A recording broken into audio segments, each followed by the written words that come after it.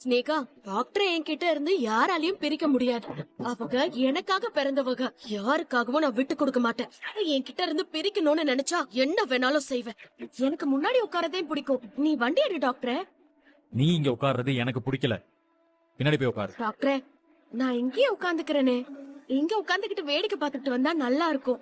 எனக்கு உன்னை பார்த்தாலே டென்ஷன் ஆகுது. தயவு செஞ்சு பின்னாடி போய் உட்காரு. சொல்றேன்ல, பின்னாடி போய் உட்காரு. கொஞ்சம் தூரம் தானே, முன்னாடியே உட்காந்துட்டு வரேனே. கொஞ்சம் வாய மூடிட்டு வரி. இப்படி தூங்காம வேலை செஞ்சனா உடம்பு கெட்டு போயிடும் டாக்டர். நீ டாக்டர், உனக்கு எல்லாம் தெரியும். நான் சொல்லணும்னு அவசியம் இல்ல. பெரிய தொந்தரவே நீதான். என் வாழ்க்கையை விட்டு தொலைஞ்சு போயிட்டேன்னா நான் ரொம்ப சந்தோஷமா இருப்பேன். முன்னாலதான் நான் தினம் சித்திரவதை அனுபவிச்சுட்டு இருக்கேன். இன்னைக்கு உங்ககிட்ட இருந்து விடுதலை கிடைக்கணும்னு நான் கடவுள்கிட்ட வேண்டிக்கிட்டு இருக்கேன். நிச்சயமா உன் வேண்டுதல் நிறைவேறாது. பானவங்களுக்கு ஆரம்பத்துல எல்லாம் சரியாதான் நடக்கும். அதுக்காக கடவுள் அவங்களுக்கு சப்போர்ட் பண்றாங்கன்னு நினைச்ச கூடாது. கொடுத்த எல்லாத்தையும் கடவுள் ஒரு நாள் மொத்தமா பறிச்சிருவார். அதுக்கப்புறம் ஒண்ணும் இல்லாம நடுத்தெருவுல நிக்க வேண்டியதான். என் விஷயத்துல அப்படி நடக்காது டாக்டர். என்னையா உன்னோட சேர்த்து வச்சதே அந்த சாமிதே. வீடு இன்னும் வரலையே. கீழே இறங்குன்னு சொல்றேன்ல, இறங்கு. ஏன் டாக்டர்? இங்க பாரு, கேள்வி கேட்டுட்டு இருக்காத, இறங்கு.